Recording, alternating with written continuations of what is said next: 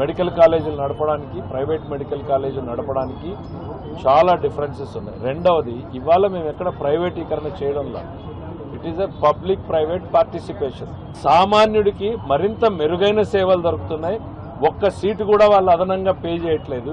₹1 extra ఖర్చు పెట్టినప్పుడు ఎవరి మీద భారం పడుతుంది? మెరుగైన సేవలు వాళ్ళకి అందే రకంగా ఇవాళ నిర్ణయాలు తీసుకోవడం జరుగుతూ ఉంది. జగన్మోహన్ రెడ్డి గారి అవగాహన రాహిత్యంతో చేసినటువంటి నిర్ణయాల్ని సరిదిద్దేటువంటి బాధ్యత ఈరోజు ప్రభుత్వం మీద ఉంది. మేము ఎక్కడ రాజకీయాల కోణంలో చూడడంలా, ఈ రాష్ట్ర ప్రజల సంక్షేమం కోసం కట్టుబడినటువంటి ప్రభుత్వం చంద్రబాబు నాయుడు గారి ప్రభుత్వం.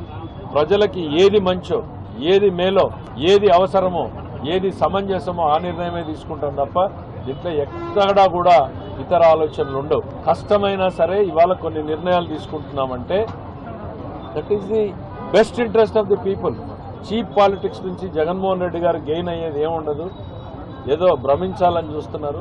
ప్రజా సంక్షేమం కోసం, ప్రజల అవసరం కోసం మెడికల్ కాలేజీలది పీపీపీ మోడ్ అనేటువంటిది సరైనటువంటి నిర్ణయం.